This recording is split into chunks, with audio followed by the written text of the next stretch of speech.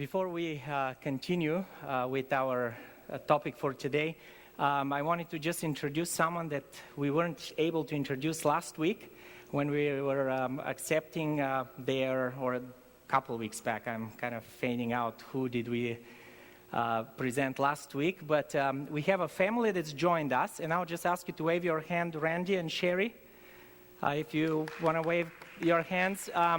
Randy and Sherry has joined us from Washington, and we just wanted to welcome you, and we like doing that so people will know when the name is presented who is from where, and be able to, not Washington, right? No, we're from Washington. You were from Washington, that's why I got confused, yeah. Yeah, from Kentucky. They used to be out there before or are related somehow to people in Washington. So I know we talked about, I used to live in Washington. So I think I'm 40 now. I start forgetting, it's this age thing, right? All right, let's have a quick prayer and we'll dig into the study for today. Dear God, thank you so much for the day. Thank you for the wonderful opportunity we have to meet with you, to open the words of your book, the Bible, and learn once again insights into who you are and the love and hope and mercy that you have given to us as human beings. May your Holy Spirit be with us as we go through our study today. Amen. Today, I wanted us, as we spend this last study for the month on how to connect with God through the Bible, I wanted us to look at some principles of how to deal passages that are difficult to understand. And some of the passages we're going to look at today are really things that surprise you, or at least they surprised me about God as I was reading them for first, second, third time.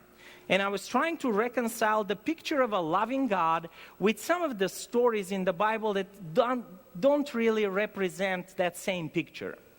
In fact, our study today is called the R-rated stories of the Bible because they really are stories. In fact, for today, I have to tell you, I struggled which stories to bring up because some of them are really not to be presented to any audience. You probably need an age requirement before you can really talk about some of these stories. If you have studied the Bible with your kids, you will know that you get questions sometimes that are hard to explain to a young mind. But sometimes they're hard to explain to an old mind as well.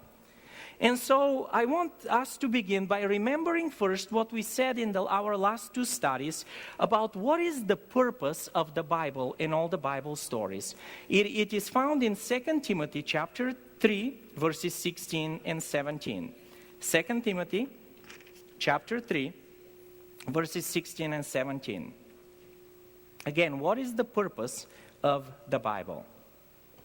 All Scripture, all the Bible, is inspired by God and profitable for teaching, for reproof, for correction, for training in righteousness, so that the man of God may be equipped for every good work.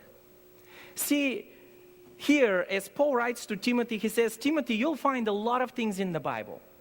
But you have to keep in mind that the Bible is there because God wanted to reveal to ourselves who He is and help us understand the things that speak about His grace, His character, and that will help correct us from the path that we have taken, following kind of the misguided direction that Satan has pointed to us through sin, and bring us back in the right path.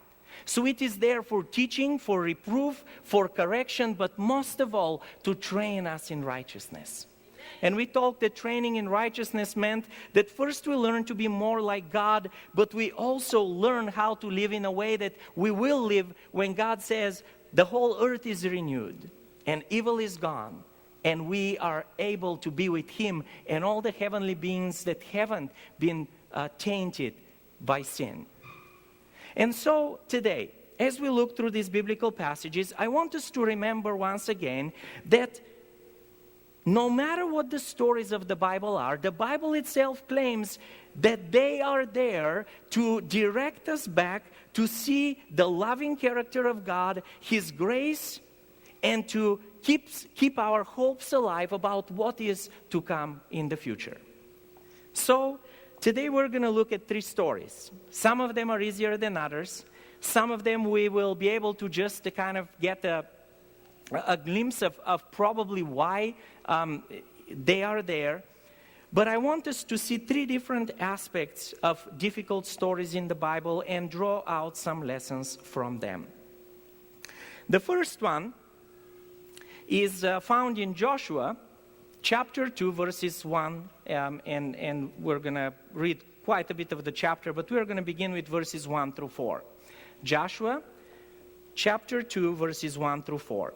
Before I actually get into this text, I want us to realize that the Bible consists of stories that are often told by people who are not perfect, right? Yes. Can you give me examples of people in the Bible who are not perfect, and yet we do read their writings today and we say, well, they're spokesmen of God, they're prophets, they are revered by us. David, first name, the easiest name that comes to mind, right? A guy that we think is the closest to God as they get. Well, maybe Moses will kind of trump that a little bit, because we have less stuff on Moses than we have on David. But still, David is someone that we revere so much. Almost to a point that we look at them as saints. We look at David as saint. We look at Abraham as saint. We look at Moses as saint. A lot of these people in the Bible, we have lifted them up. And we should, because their lives are often an example of what it means to follow God. But it is an example of what it means to follow God, not because they were perfect, right?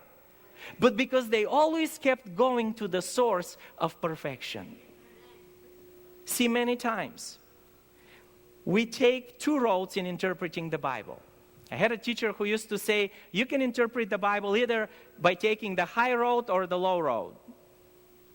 And when we ask him, well, what do you mean exactly? He says, well, here is the high road. You look at all the writers of the Bible and you say, oh, they were perfect in any way. They never sinned, they never said a bad word. All this stuff we see in the Bible is an imperfect reflection of their encounter. When you take that view of the Bible, that all these people in the Bible are perfect, then you have a hard time explaining some of the ugly stories, right? Because how can David not only take the wife of somebody else, but commit a murder to cover his sin? And even before that, when you look through his life, go and commit kill so many people. Yes, thank you so much.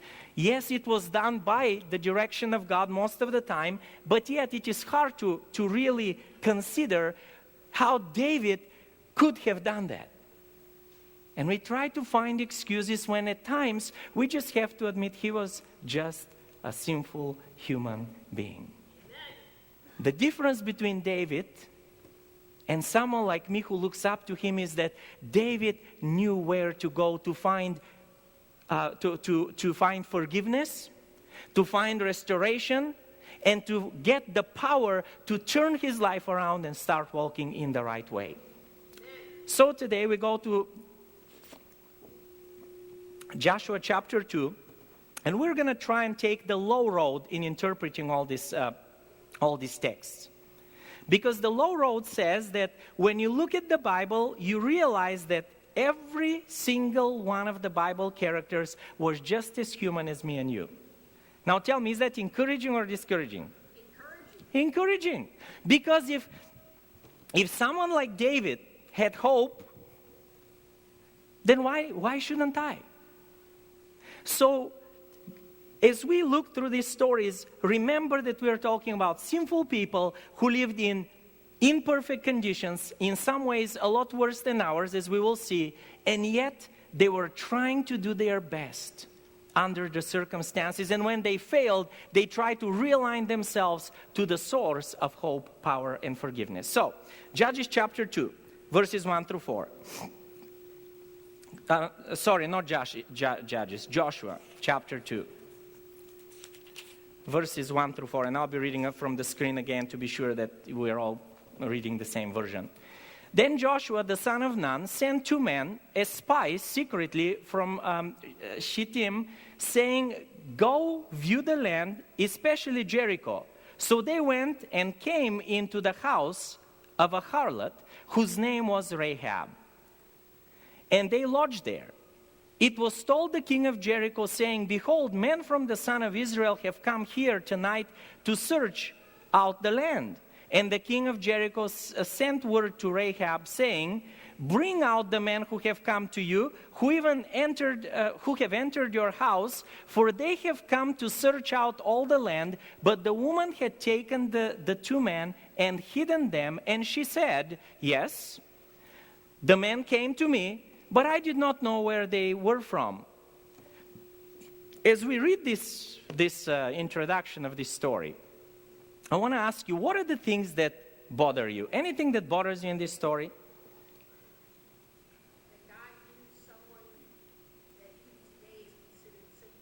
Okay, first is the context. These were people still, of honor. They are sent to spy the land, and they enter not a hotel, not a restaurant, a place where they can blend, but the home of a harlot. Not the most reputable place to go to. And so as they go there, something else happens. Of course, they are spotted. Someone reported on them. So now the king comes and he says, "Okay, we want to know where these people are." And the representatives of Jericho visit Rahab, and she says, "Well, I really don't know where they are." And then we read verse 5 and 6.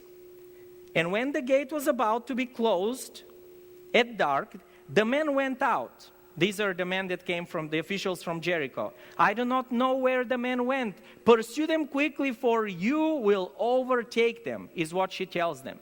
But she had brought them up to the roof and hid them with the stalks of flax that she had laid in order on the roof. So the people go, and the officials of Jericho go and start pursuing the people. Now, is God saving the spies of Israel? Yes. He is, right? But on what expense? Someone is lying. And I know we can argue this point, well, is it okay to lie if you're going to save somebody's life or not? But when I read my Bible, it says that a lie is a lie, no matter what the context.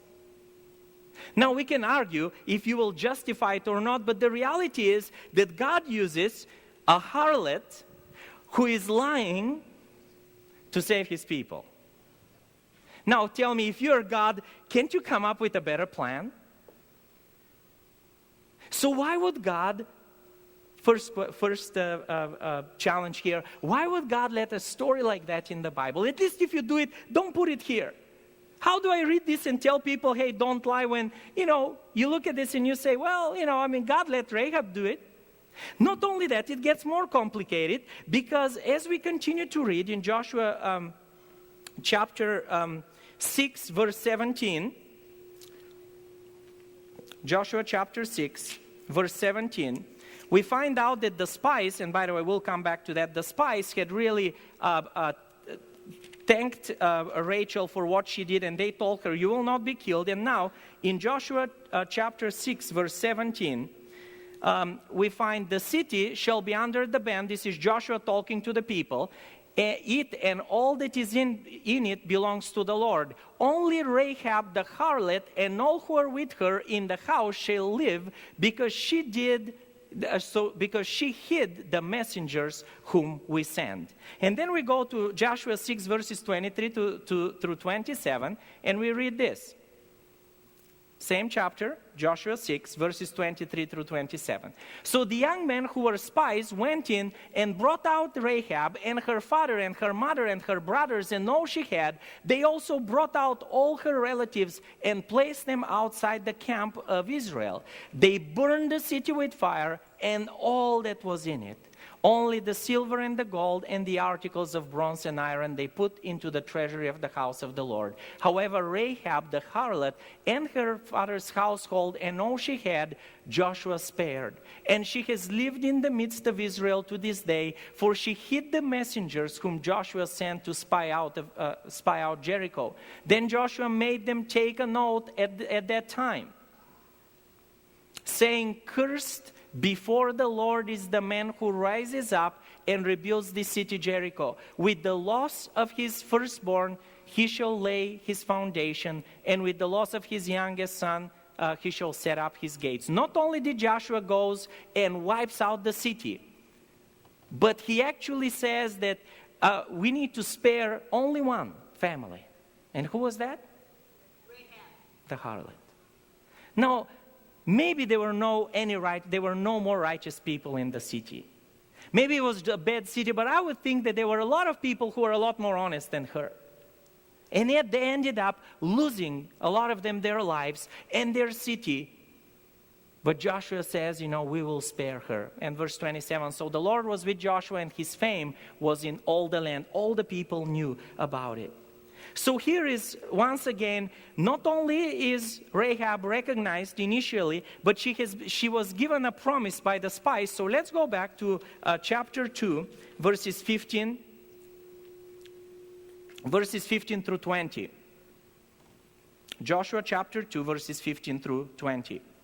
Then she, Rahab, let them down by a rope, talking about the spies, through the window, for her house was built into the city wall, so that she lived in the wall. And as she said to them, "Go into the hills, or the persuaders will encounter you, and hide there 3 days until the persuaders have returned. Then afterwards you may go your way." And then the man said to her, verse 17, "We shall be free from this oath to you which you have made us swear, unless when we come into the land, you tie this cord of scarlet thread in the window through which you let us down, and gather to yourself into the house your father and your mother and your brothers and all your father's household. It shall come about that everyone who goes out of the doors of your house into the street, when they take over Jericho, his blood shall be on his own head, and we shall be free. But anyone who is with you in the house, his blood shall be on our head if a hand is laid on him. But if you tell this business of ours, then we shall be free from the oath which you have made us swear." So the spies made an oath with her. What is an oath? It's like a contract in the Old Testament. Do you remember that God made an oath with Israel that He'll be their God?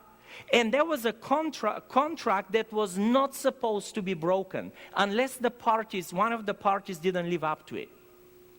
And so now these spies, they take on their own, without consulting Joshua, without consulting God, they say, well, we're going to make an oath with you that your household will be spared. And she requested that from them. Now we go to Hebrews chapter 11, verse 31. Now, what is Hebrews 11 known for? It is the chapter of the Bible that presents what quality of the Christian walk? Faith. Everyone knows it. If you want to really read about faith, go to Hebrews chapter 11. So Hebrews chapter 11, verse 31, we find now Paul again referring to the Old Testament and saying these words about Rahab. "By faith Rahab the prostitute did not perish with those who were disobedient after she had welcomed the spies in peace." So by faith Rahab did not perish along with those who were disobedient after she had welcomed the spies in peace. Not only did Rahab was recognized by God, but she now is placed in this chapter with all the pillars of faith. I don't know. Maybe for you it is not a big deal. But for me it bothered me. Because someone who used an unfair method even though it was done to save lives, found themselves in the chapter of faith. But it gets even more perplexed. For those of you who know the Bible, you know that in Matthew chapter 1, verse 5, we find another reference to Rahab. What did Rahab become? Matthew chapter 1, verse 5, as the genealogy of Jesus is given, we find out these words. And Salmon was the father of Boaz by Rahab, and Boaz was the father of Obed by Ruth, which is another interesting character again that got into that genealogy. And Obed was the father of Jesse, and so on. It continues to go all the way to Jesus. So Rahab finds her place not only in the list of people of faith, but in the list of the genealogy of Christ. Sometimes we see stories like that, and for some of us, they're hard to comprehend because there are so many people who have been faithful all their lives, and they are not in that genealogy. They are not in that chapter of faith. And yet someone, a harlot, who used lies to accomplish a purpose, finds her place there. How could we reconcile that? It is found in the same Joshua chapter 2, verses 8 through 14, where now we find out what Rahab told the spies when she warned them that the officials of the city of Jericho had come in. So this is what she tells them. Now before they lay down, the two spies, she came up to them on the roof. And she said to the men, I know that the Lord has given you the land, and that the terror of you has fallen on us, and that all the inhabitants of the land have melted away before you. She was referring to the conquest of the religion of the Israelites into Canaan. And what were they doing? Taking over city after city, because God told them that the evil of that land had become too great, and they will not only possess the land, but they're going to wipe out many of the inhabitants of the land. There is a point in every story where sin becomes so bad that God has to step in and do something before it destroys everyone around it. You remember the flood, story of the flood? How about Sodom and Gomorrah? God comes in and he acts, and this is what God was doing throughout the land of Israel. But now she continues and she says, for we have heard how the Lord dried up the water of the Red Sea before you when you came out of Egypt, and what you did to the two kings of the Amorites who were beyond the Jordan, to Sihon and Og, whom you utterly destroyed. When we heard it, our hearts melted, and no courage remained in any man any longer because of you. For the Lord your God, He is God in heaven above and on earth beneath.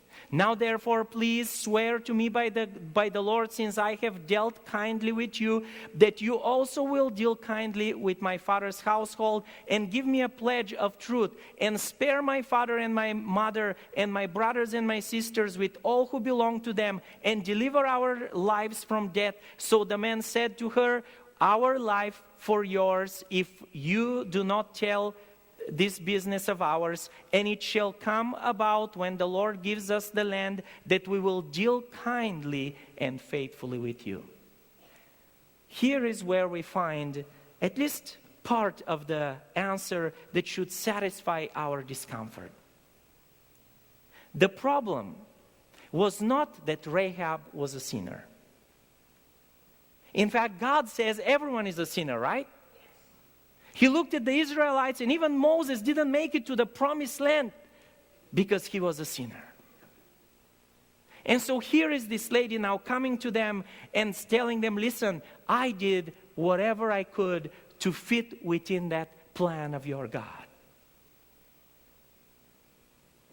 Which really, translated in the reality of the story, means I lied because that's the best I knew how to do. And God honored her. I know some might feel uncomfortable with the idea that God honored the lie of a harlot. But when we look through the Bible, we find this lesson and this principle present throughout the whole Bible. God judges people according to their knowledge wherever they are, as long as they're willing to turn around and do their best according to what they can do. There are many stories in the Bible where, from our perspective, they don't make sense. They're just too harsh, and what was done is not right. But God works with people where they are in their own context and their own understanding. Remember what God told the Israelites after He gave them the command, "Thou shalt not kill"? He said, well, and if anyone kills, what was the punishment? Eye for an eye and tooth for tooth, which really meant that if someone killed, they should be put to death. God was so clear about the do not kill commandment, right? And God was just leading the Israelites, and sometimes a whole group of people will be wiped off because of their disrespect to God and what they had done to the Israelites. Sometimes we look at it and we say, how could God do that? How could God wipe out nations through Israel or through David or groups of people or families? And we forget that for these people, justice, the concept of justice was different than ours, wasn't it? See, for them, the whole understanding of what a just God will do was absolutely different than what we think about as justice today. God had to punish not only the person who caused the trouble, but punish anyone that was related to them, especially if that evil was supported by the whole community. It was a more communal life, and we'll come back to that. But what was important also to remember is that when Jesus now comes to the New Testament, in Matthew 5:21 and 22, what did He say? You have heard eye for an eye and tooth for a tooth, but I tell you, or you have heard that you shall not kill, but I tell you that if anyone gets angry, they have committed a murder. Why did God say that? Because see, as God finds us where we are, He works with where we are. In fact, sometimes He tries to adjust His principle of love to our context. And I've shared with you a conversation that I had with a guy who was so upset that the Bible actually promotes slavery. And I was saying, well, how? And then we went back, and we looked at Exodus and Leviticus and we parts of Deuteronomy as well. And we looked at the verses, and God was telling the Israelites, hey, if you have a slave, because that was the culture, I give you special requirements of how to treat them.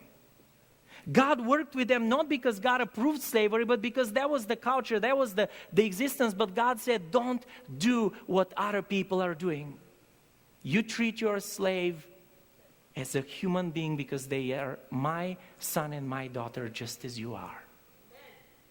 But then as we grow, and as we get to the New Testament, as the society's thinking has changed, God does what now? He says, no, what you heard was for that people at that time. Now let me tell you what you need to know. It is not only about not killing, but the commandment goes farther. It is about don't even be angry. Don't think evil, your brother's evil. Don't think of hurting them, because that is as bad as actually doing it. And Jesus did that with many of the commands. Again, the main lesson, God works with us where we are.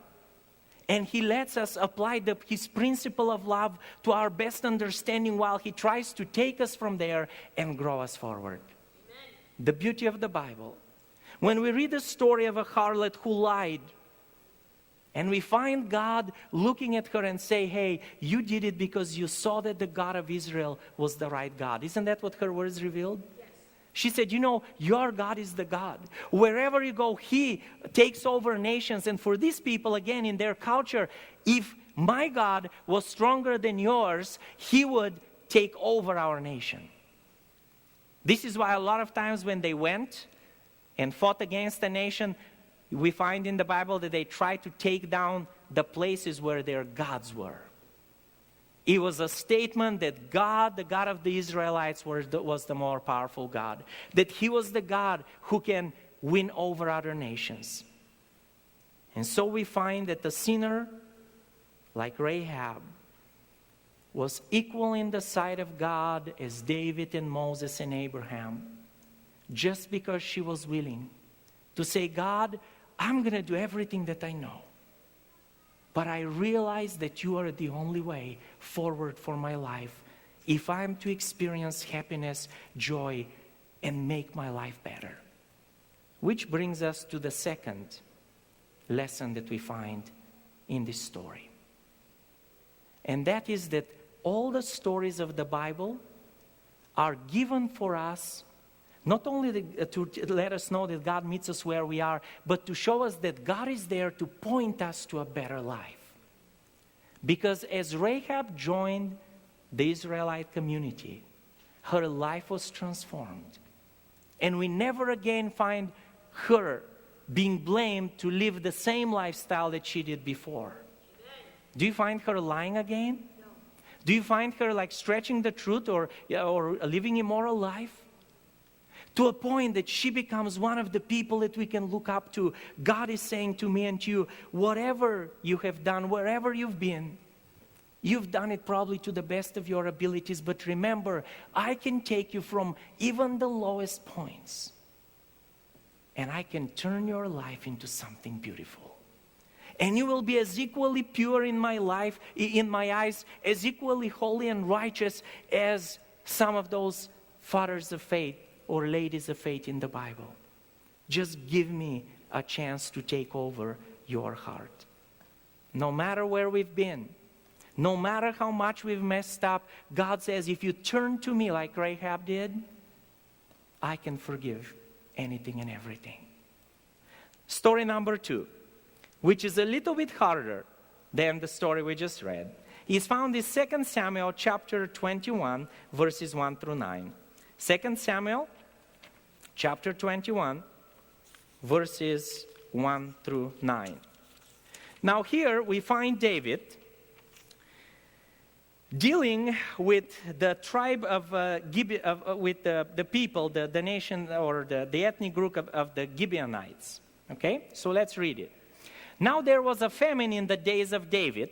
And by the way, the previous chapters tell us that David was trying to deal with some of the enemies of the Israelites, the animals in Jerusalem, the enemies of Jerusalem and the Jewish people. And so he was trying to really do God's will and conquer the nations that the Israelites had left unpunished and drive them out of the land, drive all the evil out of the land. The kingdom prospered. Everyone loved David who knew him.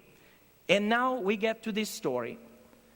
Now there was famine in the days of David for 3 years, year after year. And David sought the presence of the Lord. And the Lord said, it is for Saul and his bloody house, because he put the Gibeonites to death. So the king, King David, calls the Gibeonites and speaks to them. Now the Gibeonites were not of the sons of Israel, but of the remnant of the Amorites, and the sons of Israel made a covenant with them, but Saul had sought to kill them in his zeal for the sons of Israel and Judah. Thus David said to the Gibeonites, what should I do for you? And how can I make atonement that you may bless the inheritance of the Lord? Then the Gibeonites said to him, we have no concern of silver or gold with Saul or his house, nor is it for us to put any man to death in Israel. And he said, I will do for you whatever you say. So David here, we're going to continue in a moment, keep this, the verse out there. David is experiencing this extreme hardship in the land. How many years was the famine there? 3 years. Do you remember a time when the land stayed 3 years without rain? See, David could think of moments when God had punished the land. And usually if something like this was happening for a long period of time, as we know from later from the stories of Elijah and Elisha, we know that it was caused by God. I mean, they knew that something was wrong. And so David goes to God and says, okay, God, we've messed up somewhere. I don't know where, but tell us where. And God comes and says, whose fault was it? Saul. He said Saul was supposed to leave the Gibeonites and not harm them, but he went and actually started killing them and taking their stuff and attacking them when when there was a note that was made between Israel and the Gibeonites that the Israelites will not touch them ever. And so God says, David, this is the problem. And so David goes and tries to make it right. And now listen to what the consequences are. So they said to the king, the man who consumed us and who planned to exterminate us from remaining within any border of Israel, which was Saul, let 7 men from his sons be given to us, and we will hang them before the Lord in Gibeah of Saul, the chosen of the Lord. And the king said, I will give them. But the king spared Mephibosheth, the son of Jonathan, the son of Saul, because of the oath of the word of the Lord, which was between them, between David and Saul's son Jonathan. So the king took the 2 sons of Rizpah, the daughter of Aiah, Armoni, and Mephibosheth, whom she had borne to Saul, and the 5 sons of Merab, the daughter of Saul, whom she had borne to Adriel, the son of Barzillai, the Metholatite. Then he gave them into the hands of the Gibeonites, and they hanged them in the mountain before the Lord, so that the 7 of them fell together, and they were put to death in the first days of harvest, at the beginning of barley harvest. Now, as we read this story, we find once again David faced with this dilemma. Something wrong was done. It had to be made right. God's justice required that. So he goes and he is asked to give 7 people of Saul's household to be hanged. How could you do that and live with yourself? How can we really accept the action of David here when David had done so many good things and be comfortable with it? The answer again is in the story.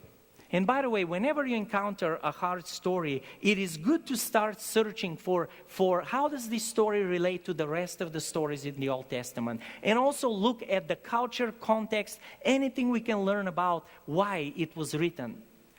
As we read the story, we find out that David spares only one person. Why did he spare them? Because there was a note between him and Jonathan that he will protect that particular part of that particular son of his family. And so David is faithful to his oath. Because the Bible tells us that when an oath was given, it was not supposed to be taken lightly. In Numbers chapter 30, verses 1 to 2, Numbers chapter 30, verses 1 and 2, we find out that particular command of God. Then Moses spoke to the heads of the tribes of the son of Israel, saying, this is the word which the Lord has commanded. If a man makes a vow to the Lord, or takes an oath to bind himself with a binding obligation, he shall not violate his word. He shall do according to all that proceeded out of his mouth. So, when Moses was giving the laws to Israel, he specifically communicated those words from God, that when you made a promise, when you made an oath, a treaty, you were to stand by it.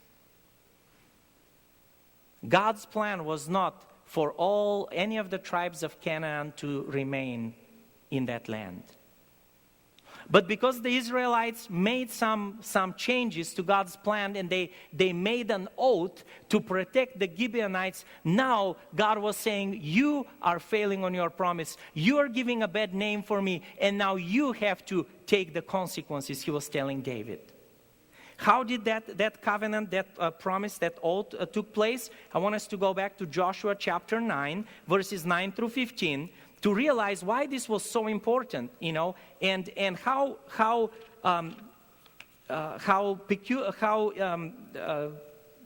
much God valued the honesty of sticking up to a promise that his people have made.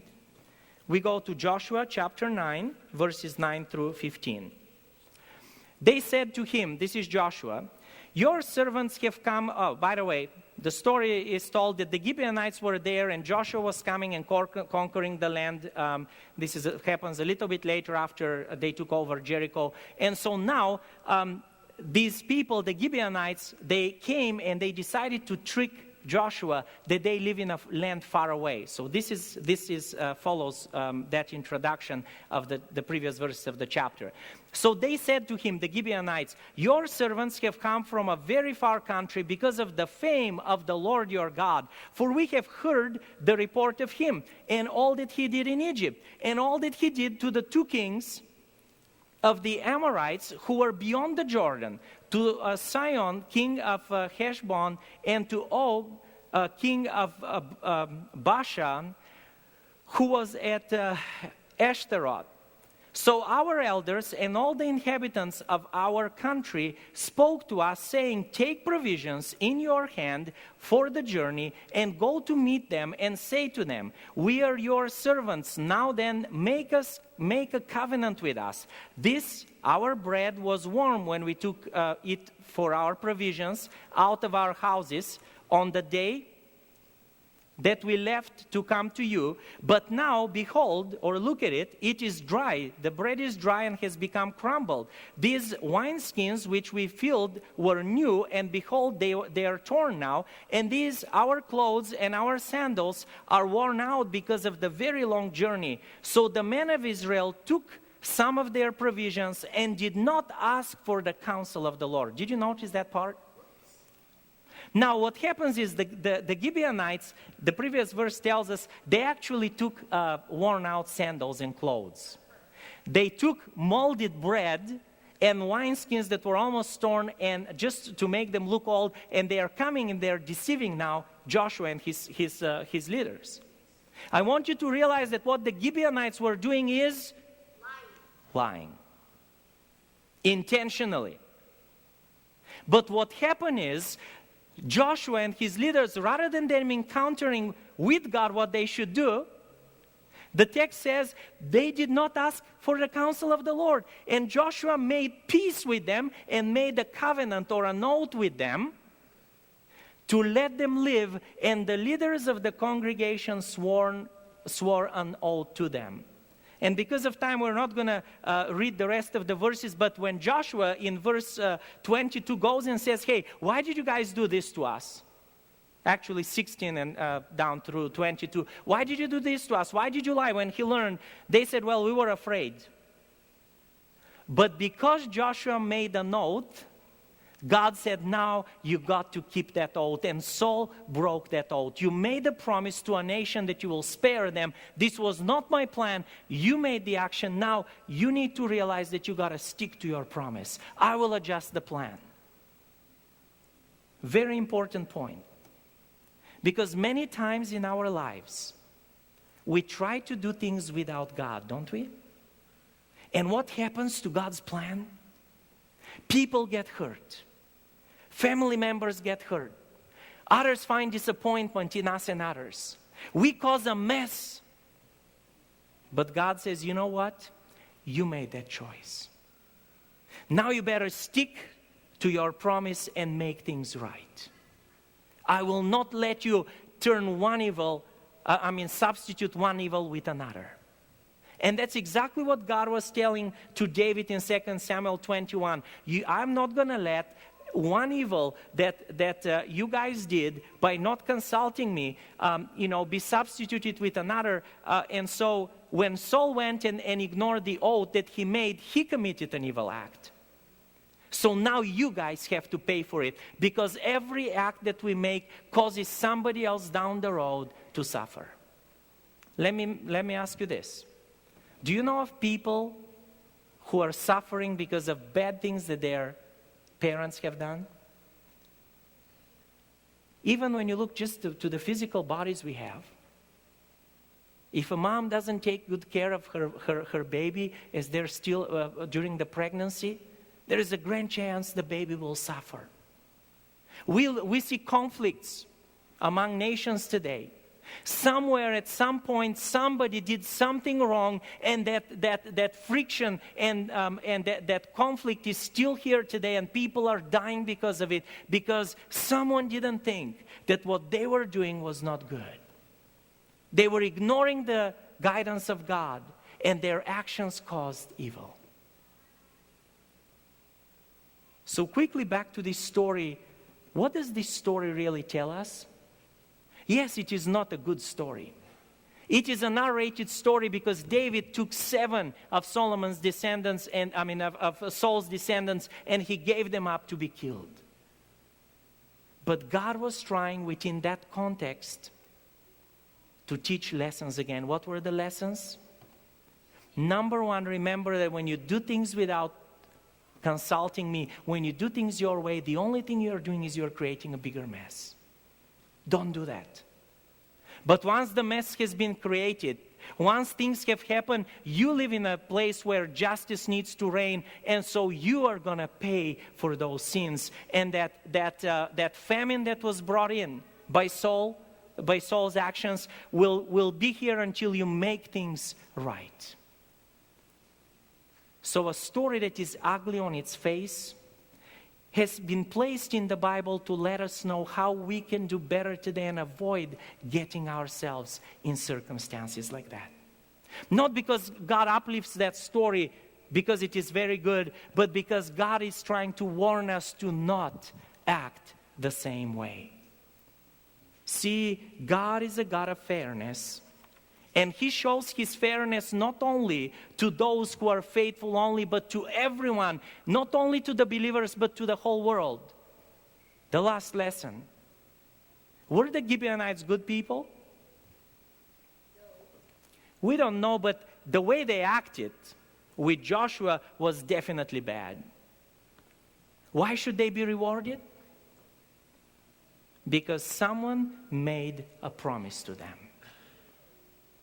And God said the other people in the world can do whatever they want, but when you make a promise, when you behave, when you are out there, when you act, you're going to act the way I do. And you're going to stick through it. And you are going to experience justice just like everyone else.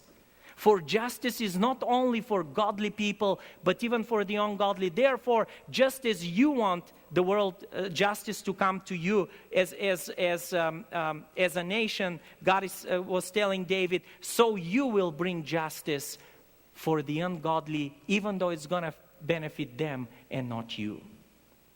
God is a God of mercy. He meets us where we are, so He can give us hope, help us turn around, and bless us with a new life, just like He did with Rahab. God is also a God who challenges us to be very careful for our actions, because when we take actions without Him, we can cause bigger messes. God is saying just do things right. But when justice is supposed to come, bad things will happen not only to bad people, but also to good people, because we are all sinners. We all, in some ways, have to suffer those consequences. And sometimes God led stories that are ugly stories in the Bible, not to uplift them and say how great those stories or what happened in them is, but to show that God is a God who longs for us to live differently. In fact, the last verse for today, found in Ezekiel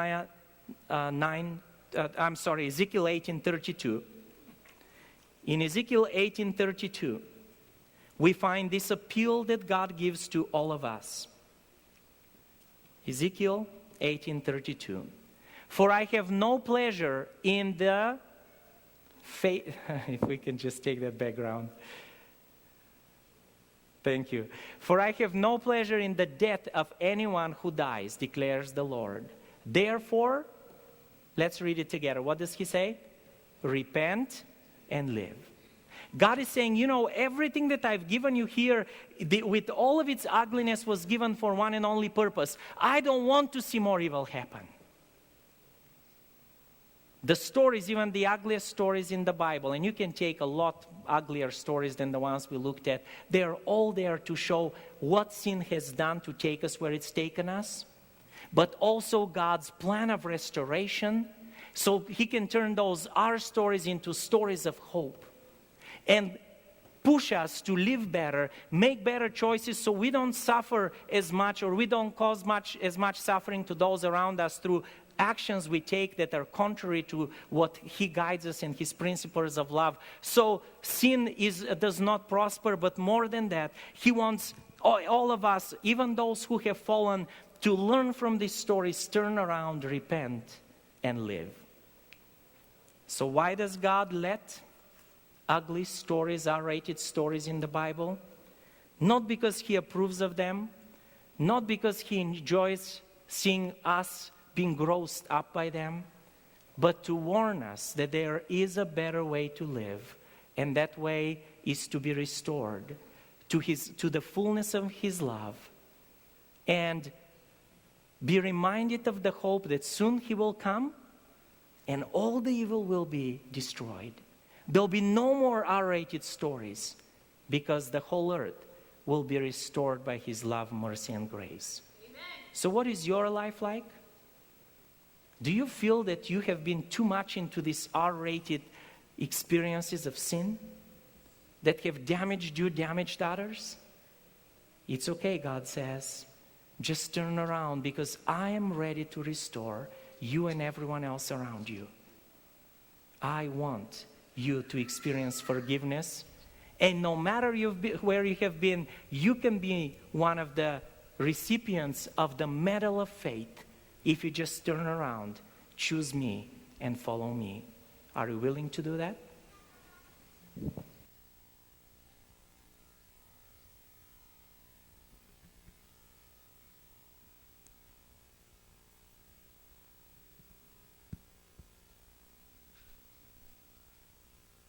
Simple song says, you're a good, good father. It's who he is.